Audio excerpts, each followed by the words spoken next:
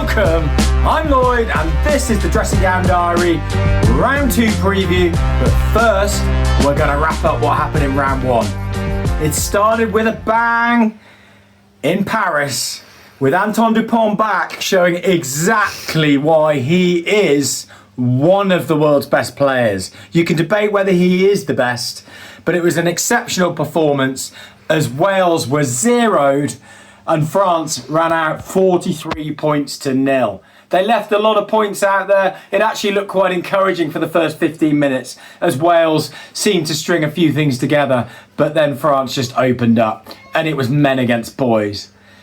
It was as the Dressing Gown Diary predicted. Round 2, game 2 saw Scotland host Italy. This again, Scotland opened up with an enormous 19-point lead, but then got dragged back to 19-all, but found a way through to win the game. Italy will be frustrated that they let the game slip away from them, but this is international rugby. This is the Six Nations. The third game of the weekend saw Ireland host England. England built a 10-5 lead at half-time, but it was driven by massive expenditure of effort. The intensity from England was very, very good, but they couldn't continue at that level. They got into the second half, and between 45 and 75, Ireland just pulled away. They had more class. They scored 25 points unanswered. England then did respond with 12 points late on, but by then the game was done and dusted. It comes back to the same thing as I've been talking about for a while. You put Marcus Smith at 10, let him play an open game. He showed with one break exactly what he's about. But Borthwick seems so tied to a structured game. We'll come on to this week. So now, let's look through this weekend's game.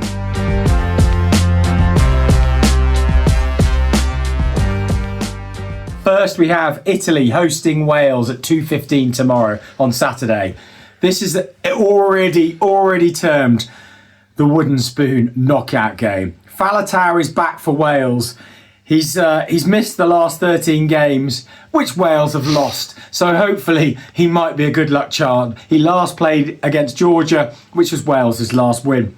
James is in at the centres. He becomes the 24th pairing in the centres in the last 60 games. They really can't decide what their midfield pairing is. George North being injured, Tompkins out, Watkins out. It just creates so many problems. I think George North is retired. Wales, if they lose, will move down to 12th in the world if Georgia manage to beat their opposition, which I believe is the Netherlands. I mean, how far have the mighty fallen? It wasn't so long ago they were playing a game in Paris to win a Grand Slam, and now they don't look like they can buy a win at all. Italy looking for a back-to-back wins against Wales and back-to-back wins at home. That would be a significant step forward for them. Can they find a way of doing it? It's certainly a big game for both teams, but I'm sure a lot of the Dressing Gown Diary fans will not be watching it. The next game of the weekend, England against France, is a 4:45 kickoff.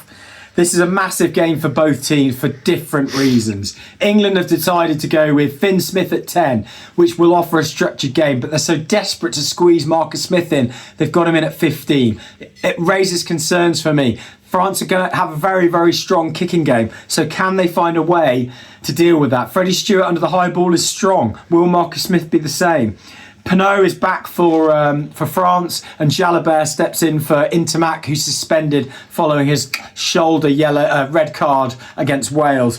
France are going for 4 wins in a row against England, which they haven't done in significant time. England have now lost 8 out of 13 matches, and they're on the back of a 6 out of 7 loss streak. It's not quite in Wales territory, but it's hardly progress. England fans seem convinced that they're making progress, but the stats say another story. Steve Borthwick has now only won 15 of his 29 tests. It's less than 50%. Is that really where the England coach should be? France have only lost 1 out of 11. They're pushing for 4 in a row in the Six Nations away from home. They've won 6 out of 7 away from home. If they do win at Twickers tomorrow, that'll be the first time they've won 4 away from home since 2011. It's a big ask because it won't be easy. Twickenham will try and bring the noise, but France surely have enough. The last game of the weekend sees Scotland host Ireland on Sunday. Ireland have brought Omani in. They continue with Pendergast in the at the 10 role and look like they have a steady backline. They look very set. They weren't firing on all cylinders against England last weekend, but I expect they'll be a little bit more honed. They've also won 10 matches on the bounce against Scotland.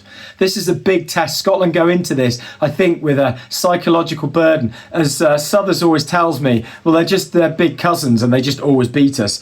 Scotland, are they missing Tuipulotu? It's a big ask in that midfield area. So where we move on to Freddie's flutter.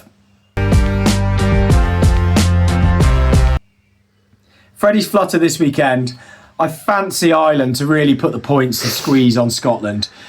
You can get about 6.5 points, Scotland plus 6.5. I think you've got to back Ireland to win by more. They're going to bring tries. They're going to be creative. Scotland didn't play particularly badly last weekend, but Ireland have another couple of gears. So that's the dressing gown diary. Enjoy your 6.5 of rugby. Over and out.